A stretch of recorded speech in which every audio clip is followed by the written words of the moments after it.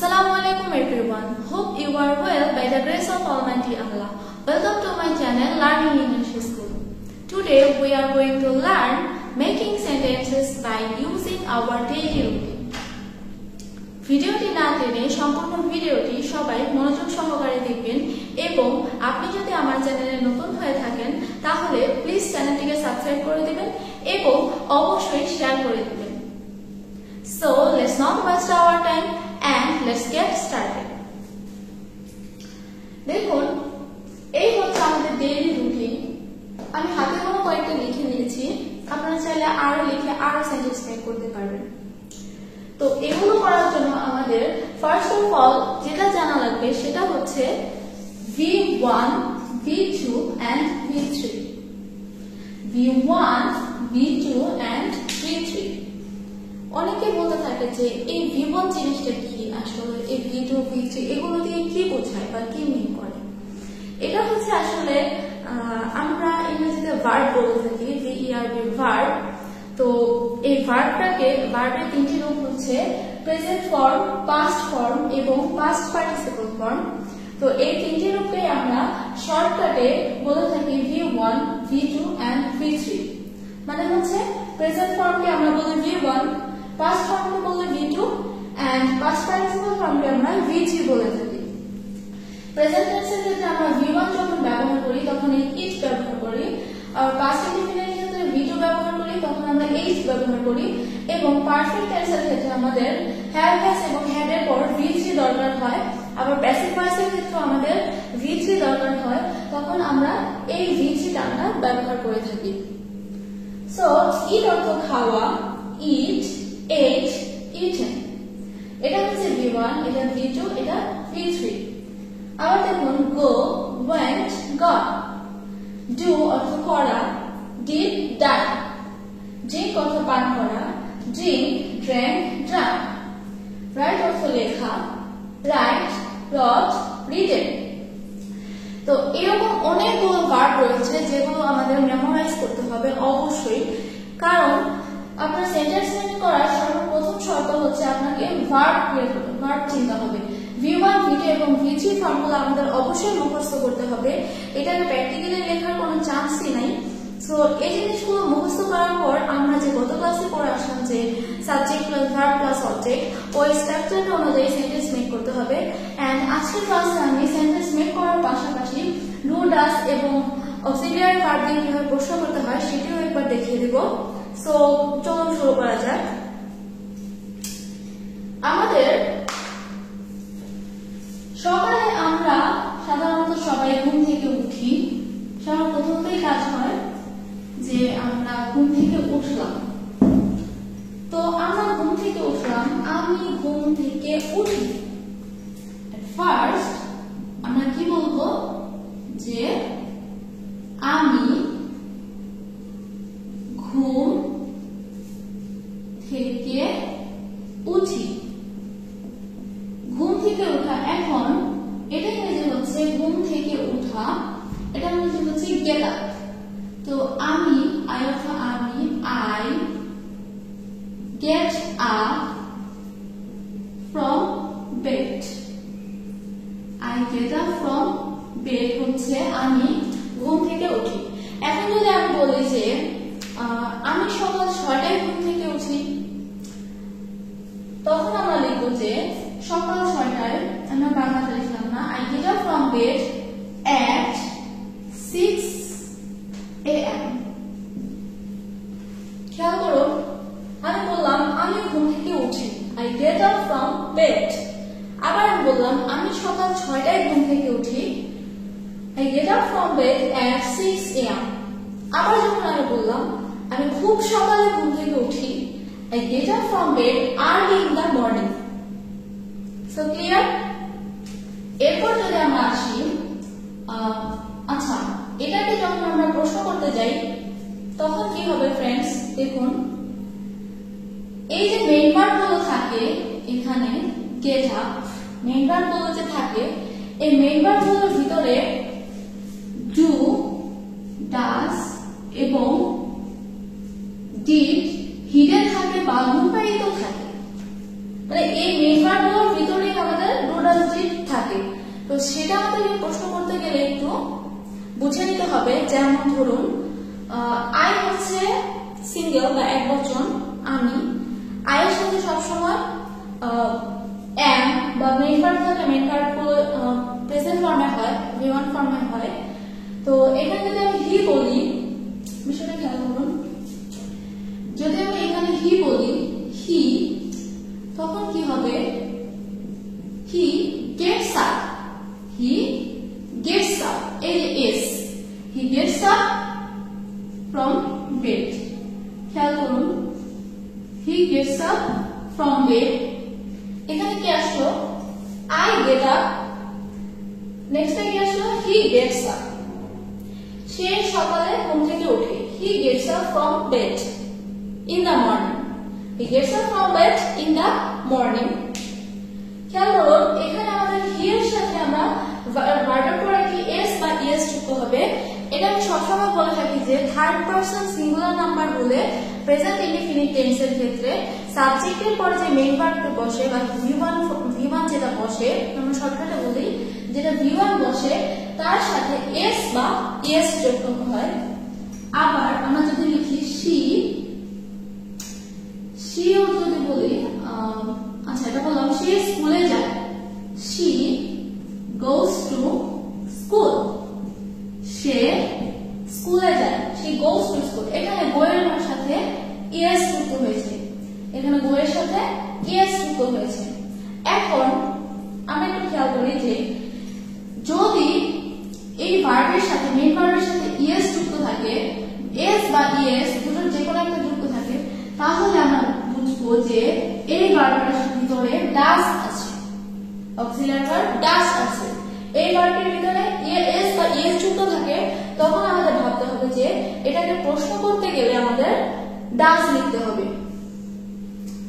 So আমরা যদি প্রশ্ন করি এবং যদি এস যুক্ত না থাকে, তখন আমরা ডু দিয়ে প্রশ্ন করব। যদি মেইন ভার্বের সাথে এস বা ইএস যুক্ত না থাকে, তখন আমরা ডু ব্যবহার করব, আর যদি এস বা ইএস যুক্ত থাকে, তাহলে আমরা ডাস ব্যবহার করব। তাহলে আমরা প্রশ্ন করার ক্ষেত্রে ডাস ব্যবহার করব। তাহলে চলুন দেখে নিই, এখানে আই এর আগে ডু বসবে, do I get up from bed at 6 AM? আমি কি সকাল 6টায় ঘুম থেকে উঠি? সবার শেষে কি কোশ্চেন মার্ক দিয়ে দেবেন, সবার শেষে কি কোশ্চেন মার্ক দিয়ে দিব। তাহলে কি হলো? আমি সকাল 6টায় ঘুম থেকে উঠি, I get up from bed at 6 AM। এটাকে যদি আমি প্রশ্ন করতে যাই, তাহলে কি হবে? আমি কি সকাল 6টায় ঘুম থেকে উঠি? এটাকে প্রশ্ন করতে গেলে আমাদের দেখতে হবে মেইন ভার্বের সাথে এস বা ইএস আছে কিনা। যদি না থাকে, তাহলে আমরা ডু, সাবজেক্টের আগে ডু বসাবো প্রশ্ন করার সময়। আর যদি এস বা ইএস থাকে, তখন আমরা সাবজেক্টের আগে ডাস বসিয়ে প্রশ্ন করব। তো যেহেতু আমার এখানে এস বা ইএস নাই, তাহলে কি হবে? Do I get up from bed, do I get up from bed at 6 AM? Do I get up from bed at 6 AM? আমি কি সকাল 6টায় ঘুম থেকে উঠি? চলুন এবার আসি, he gets up from bed, সে ঘুম থেকে ওঠে। He gets up from bed, এখানে আমরা বলি early in the morning, he gets up from bed early in the morning, সে খুব সকালে ঘুম থেকে ওঠে। এটাকে যখন আমরা প্রশ্ন করতে যাব, আমরা এই ভার্বটির দিকে তাকাবো, মেইন ভার্বটির দিকে তাকাবো যে মেইন ভার্বের সাথে এস বা ইএস আছে কিনা, মেইন ভার্বের সাথে এস বা ইএস আছে কিনা সেটা দেখবো ফার্স্ট প্রশ্ন করার সময়। তাহলে আমরা এখানে দেখতে পাচ্ছি যে এই ভার্বটির সাথে এস যুক্ত আছে, তার মানে এটাকে আমরা ডু অর ডাস কোনটা বসাবো? হ্যাঁ, অবশ্যই ডাস বসাবো। যদি এস বা ইএস থাকে, তাহলে প্রশ্ন করার সময় আমরা অবশ্যই সাবজেক্টের আগে ডাস বসিয়ে প্রশ্ন করব। তাহলে কি হয়ে গেল? Does he get up, does he get up from bed early in the morning? শেষে আমরা কি কোশ্চেন মার্ক দেব। এবং অবশ্যই এই বিষয়টা খেয়াল রাখবেন যে ডু ডাজ ডিড দিয়ে যখন আমরা প্রশ্ন করব, তখন ডু ডাজ এর পর যখন আমরা সাবজেক্টটা লিখব, সাবজেক্টের পর যখন আমাদের এই যে মেইন ভার্বটা বসানো আসবে। ওই যে আমরা মেইন ভার্বের সাথে এস বা ইএস রেখে এখানে ডাস বসিয়েছিলাম, যখন আমরা ডাস দিয়ে প্রশ্ন করতে যাব তখন এই এস বা ইএসটা উঠে যাবে, এস বা ইএসটা উঠে যাবে, এখানে V1 বসবে, এখানে V1 বসবে। প্রশ্ন করার সময় এখানে যে ফর্মে থাকুক না কেন এখানে V1 বসবে, ওই এস বা ইএসটা উঠে যাবে। তাহলে কি হলো? He gets up from bed early in the morning. সে খুব সকালে ঘুম থেকে ওঠে। যদি আমরা প্রশ্ন করতে যাই সে কি খুব সকালে ঘুম থেকে ওঠে? Does he get up from bed early in the morning? Does he get up? আমরা এমনিতে বলবো he gets up from bed, সে ঘুম থেকে ওঠে। প্রশ্ন করতে গেলে বলবো does he get up from bed? Does he get up from bed? সে কি ঘুম থেকে ওঠে? আচ্ছা, সেম ভাবে আমরা সে টার্মটাও ব্যবহার করব, যে এখানে খেয়াল করুন she goes to school, সে স্কুলে যায়, she goes to school, সে স্কুলে যায়। যখন আমরা প্রশ্ন করব সে কি স্কুলে যায়, সে কি স্কুলে যায়, এটার সেন্টেন্সে কি করব, যে মেইন ভার্বটার দিকে তাকাবো। কোথায় তাকাবো? মেইন ভার্বটার দিকে। এখানে মেইন ভার্ব হচ্ছে আমাদের go। এখন go এর সাথে es যুক্ত আছে, go এর সাথে es যুক্ত আছে, তাহলে অবশ্যই আমরা এখানে এই does ব্যবহার করব, does দিয়ে প্রশ্ন করব, DOES, does she। তখন আমাদের এই যে es যুক্ত ভার্বটা es টা উঠে যাবে, es টা উঠে যাবে। তাহলে কি হবে? আর শেষে একটি কোশ্চেন মার্ক হবে, যে does she go to school? সে কি স্কুলে যায়? she goes to school, সে স্কুলে যায়। does she go to school? সে কি স্কুলে যায়? তাহলে এবার যদি আমরা এখানে যদি থাকে ধরুন it, it is very nice, এটি খুব সুন্দর, it is very nice। ধরুন বললাম it is very nice, এটি খুব সুন্দর। তো আমি প্রশ্ন করলাম এটি কি খুব সুন্দর? এখানে দেখুন ইটের পর is ভার্ব আছে। যখন আমাদের হেল্পিং ভার্ব থাকবে am, is, are, was, were, have, has, had, এগুলো যখন থাকবে তাহলে আমরা এগুলোকে সামনে এনে প্রশ্ন করব। তখন আমরা is টা সামনে চলে আসবে, is it very nice, তখন it শেষ হয়ে যাবে, is it very nice, এটি কি খুব সুন্দর। খেয়াল করুন এখানে কি বললাম, যখন আমাদের মেইন ভার্ব থাকবে প্রশ্ন করার সময় সেক্ষেত্রে আমরা do, does, did ব্যবহার করব। বাট যখন আমাদের am, is, are, was, were এগুলো থাকবে তখন আমরা এই হেল্পিং ভার্বগুলোকে সামনে এনে কোশ্চেন করব। তো এভাবে যদি আমরা বলি they get up from bed, they get up from bed, তারা ঘুম থেকে ওঠে। বললাম তারা ঘুম থেকে ওঠে। দেখুন এখানে they, এখানেও get up, get up এর সাথে s বা es নেই, তো এজন্য আমরা কি করব, do বসাবো। কি বসাবো? do বসাবো। তাহলে কি হবে? do they get up from bed, তারা কি ঘুম থেকে ওঠে? do they get up from bed, তারা কি ঘুম থেকে ওঠে? আমি যদি বললাম you get up from bed, তুমি ঘুম থেকে ওঠো, তুমি কি ঘুম থেকে ওঠো? do you get up from bed, do you get up from bed। আশা করছি ক্লিয়ার। তো এবার আমরা বললাম যে ওই দিয়ে আমরা লিখি আমরা সকালে ব্রাশ করি, আমরা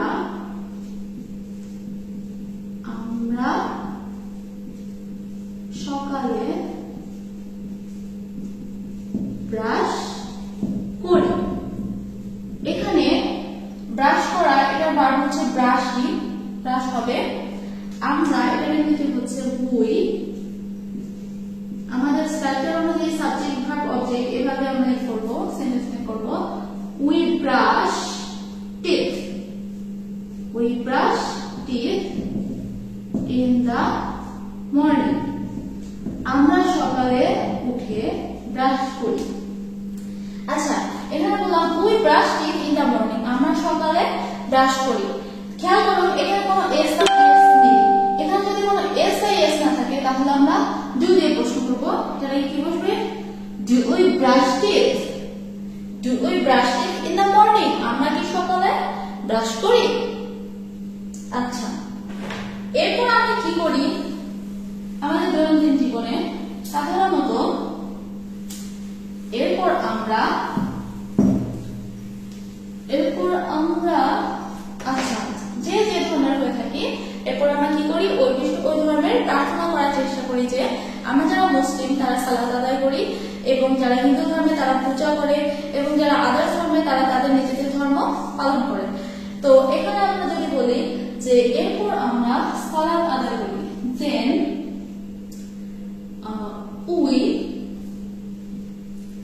আচ্ছা সালাত আদায় করা এটাকে আমরা বলতে পারি উই অফার সালাত। উই অফার সালাত, আমরা সালাত আদায় করি। উই অফার সালাত অর উই পারফর্ম সালাত। তো এখানে খেয়াল করুন, এখানে অফার এস বা ইয়েস নেই, তাহলে কি হবে? ডু উই অফার সালাত? ডু উই অফার সালাত? আমরা কি সালাত আদায় করি? খেয়াল করুন সেন্টেন্সটা কি হলো? উই অফার সালাত, আমরা সালাত আদায় করি।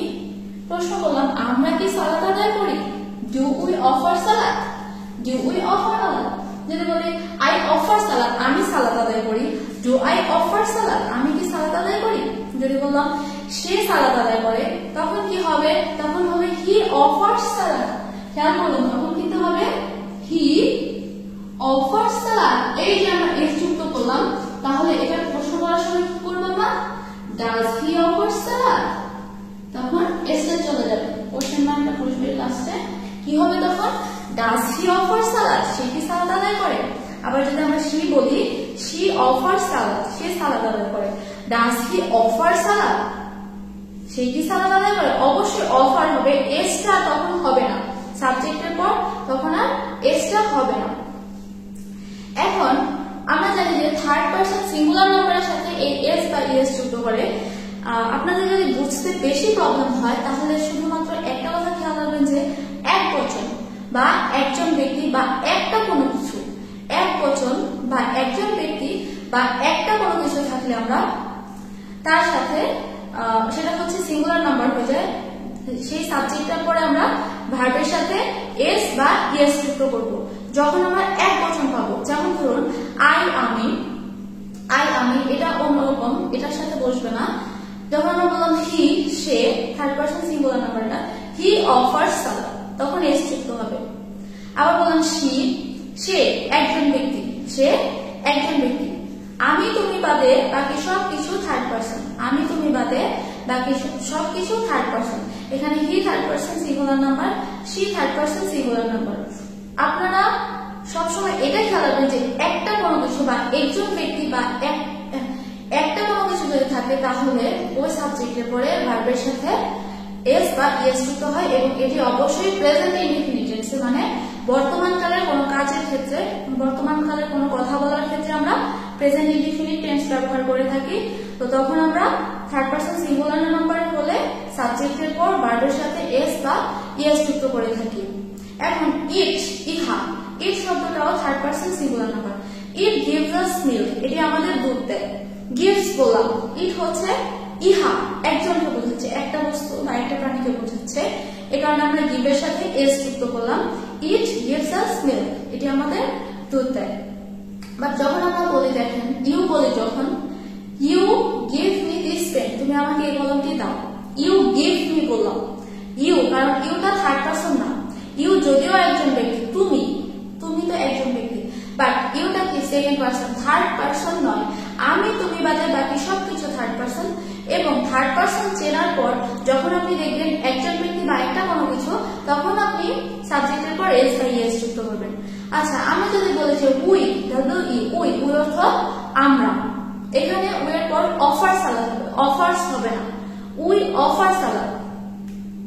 আচ্ছা, আবার যদি বলি আমরা they go to school, they go to school, they অর্থ তারা, দে অর্থ তারা। দে যদিও থার্ড পারসন, আমি না তুমি না, দে অর্থ তারা।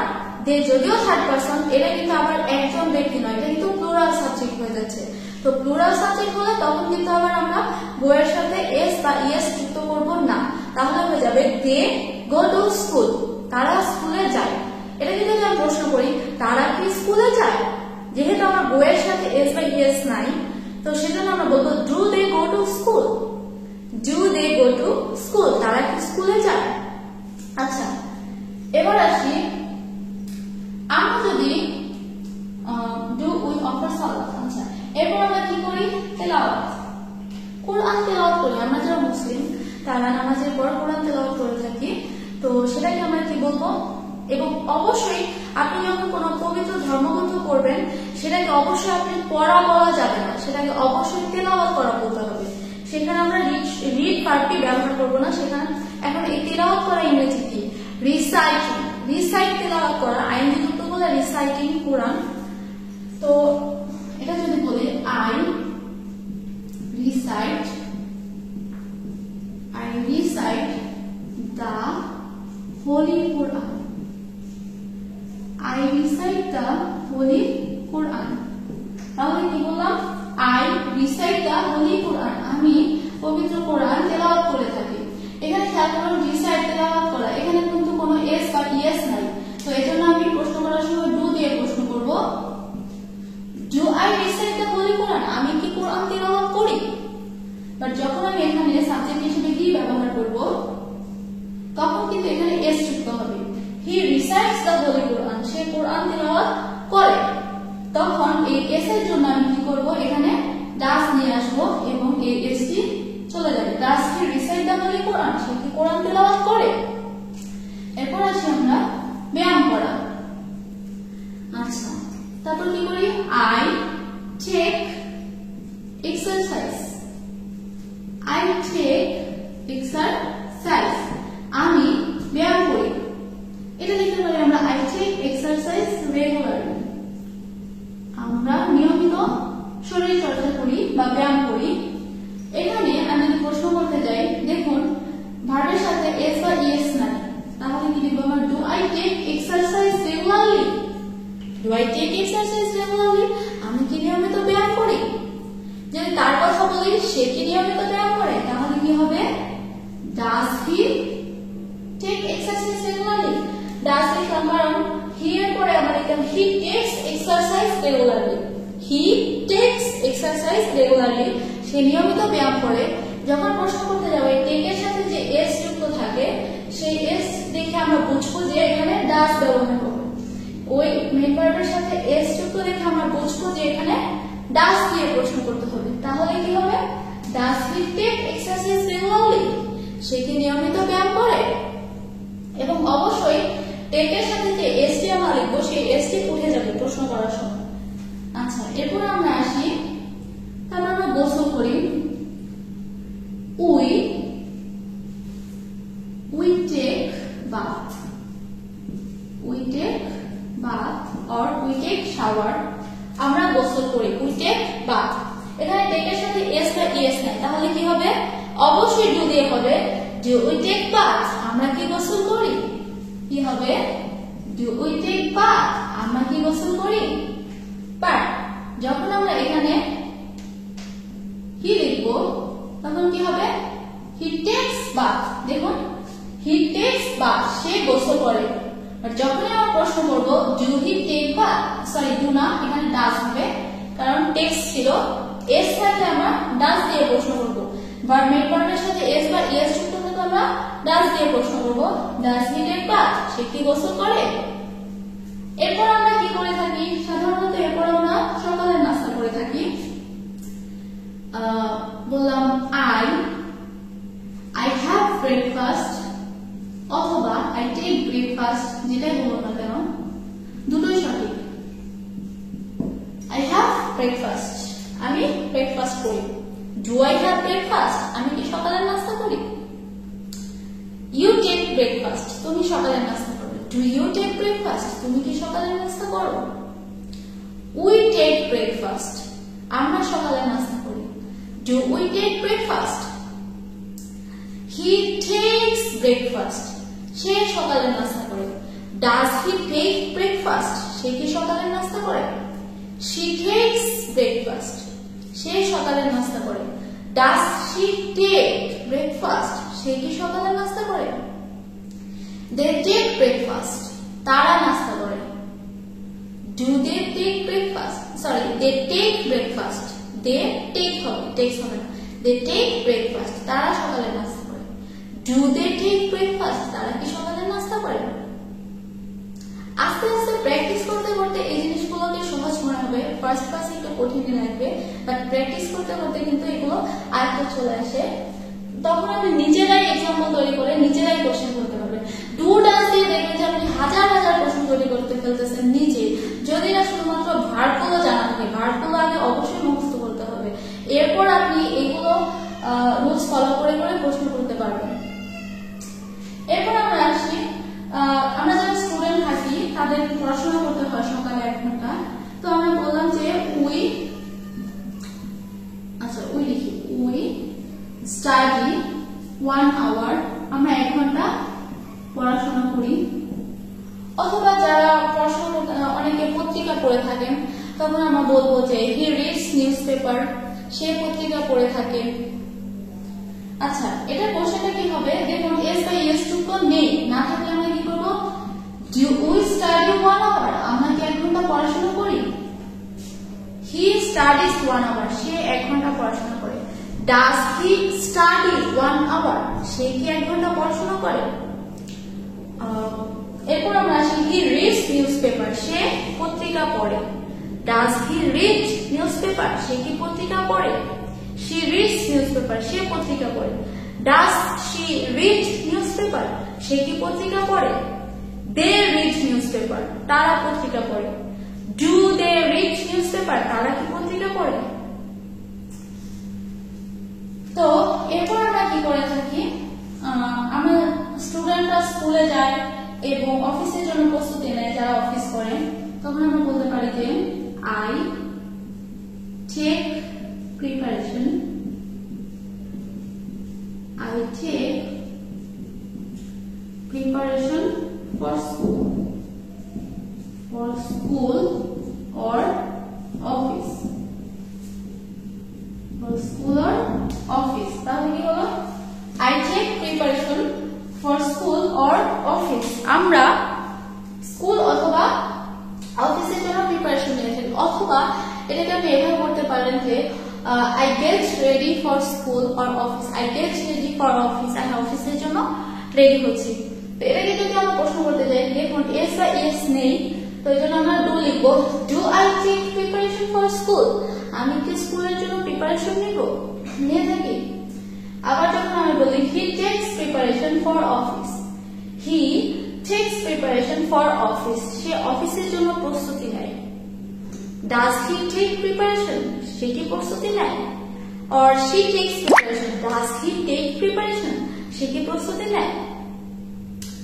তো এবার আসি আমরা, এরপর আমরা ধরুন আমরা স্কুলে যাই, যারা শিক্ষকের কথা মনোযোগ দিয়ে শোনা উচিত। তো আমরা যদি বলি উই শিক্ষকের কথা মনোযোগ দিয়ে শোনা উচিত, বা আমরা যদি বলি শিক্ষকের কথা মনোযোগ দিয়ে শুনি, উই লিসেন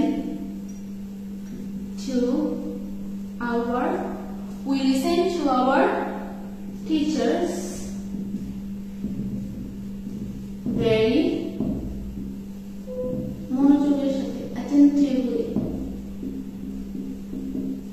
দেখুন we listen to our teachers very attentively, আমাদের মনোযোগের সাথে টিচার্সদের শিক্ষকদের কথা শোনা উচিত। এটাকে যখন আমরা প্রশ্ন করতে যাই, দেখুন এস বা এস নেই, না থাকলে কি হবে? ডু দিয়ে প্রশ্ন করবো। Do we listen to our teachers very attentively, আমরা কি আমাদের শিক্ষকের কথা মনোযোগ দিয়ে শুনি?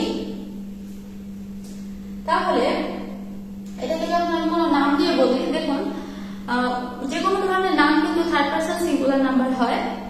তো যে কোনো ধরনের নামের পর যে ভার্ব থাকে, মেইন ভার্ব থাকে, ওটার সাথে কিন্তু আমরা এস বা এস যোগ করব। তাহলে কি হবে? ধরুন আমার নামটা বললাম মিতা, মিতা লিসেন্স, তখন এস হবে। Mita third person singular number, Mita listens to our teachers very attentively. যখন আমরা প্রশ্ন করতে যাব, মিতা কি মনোযোগ দিয়ে শুনে? Does Mita listen very attentively,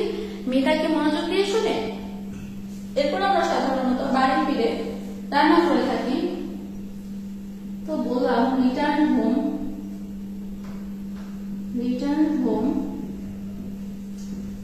we cook dinner,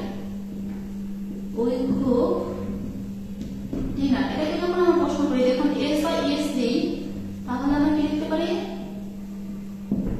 do we cook dinner, আমরা কি রাতের খাবার রান্না করি। এরপর আমরা ধরুন টিভি দেখি, কেউ বড় লিখলাম যে দেন আই ওয়াচ টিভি, তারপর আমি টিভি দেখি। আই ওয়াচ, দেখুন ওয়াচের সাথে এস বা ইএস নাই, তাহলে আমরা কি লিখবো, ডু আই ওয়াচ টিভি, আমরা কি টিভি দেখি। বললাম ইউ ওয়াচ টিভি, তুমি টিভি দেখো। ডু ইউ ওয়াচ টিভি, তুমি কি টিভি দেখো। এরপর ধরুন বললাম উই ওয়াচ টিভি, আমরা টিভি দেখি। ডু উই ওয়াচ টিভি, আমরা কি টিভি দেখি। ধরুন আবার বললাম হি ওয়াচেস টিভি, ইয়েস যুক্ত হবে ওয়াচের সাথে, এখানে ইয়েস যুক্ত হলো, তাহলে আমরা ডাস দিয়ে প্রশ্ন করব। ডাস হি, এরপর ওয়াচের সাথে যে ইয়েসটা থাকে, ইয়েসটা উঠে যাবে, তাহলে কি হবে, ডাস হি ওয়াচ টিভি, সে কি টিভি দেখে। আবার যদি আমরা শি দিয়ে বলি, she watches TV, say TV দেখে। ডাস শি ওয়াচ টিভি, সে কি টিভি দেখে। এট লাস্ট আমরা কি করে থাকি, ঘুমাতে যাই। We go to slip, do we go to slip, আমরা কি ঘুমাতে যাই। ইউ গো টু স্লিপ, তুমি ঘুমাতে যাও। Do you go to sleep, তুমি কি ঘুমাতে যাও।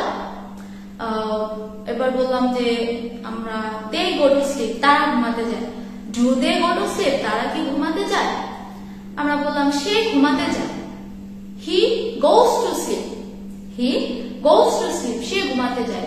Does he go to sleep, প্রশ্ন করার সময় এসটা উঠে যাবে, V1 বসবে। Does he go to sleep, সে কি ঘুমাতে যায়। She goes to sleep at night, সে রাতে ঘুমাতে যায়। Does she go to sleep at night. তো আশা করছি এই ডু ডাজ ডিড নিয়ে প্রশ্ন করার ক্ষেত্রে আর কারো কোনো প্রবলেম নেই, এবং সেন্টেন্স মেক করাটাও আমাদের একটু হলেও আয়ত্তে চলে এসেছে। তো you should be determined that you will be successful, আপনাকে দৃঢ় প্রতিজ্ঞ হতে হবে যে আপনি অবশ্যই সফল হবেন।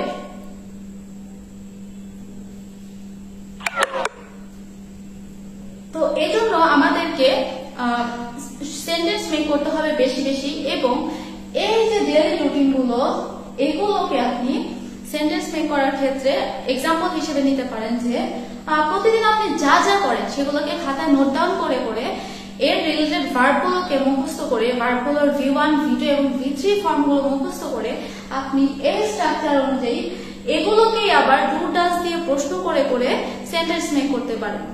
এবং এটা কিন্তু আমি দেখলাম ডু ডাজ কিন্তু আমরা প্রেজেন্ট টেন্সে প্রশ্ন করতে ব্যবহার করি, বাট যখন আমরা এটাকে পাস্ট টেন্সে বলবো তখন কি হবে, ধরুন হি এট রাইস বললাম, হি এট রাইস, সে ভাত খেয়েছিল বললাম। খেয়াল করুন এখানে আমরা V2 দেখতে পাচ্ছি, কি দেখতে পাচ্ছি, V2।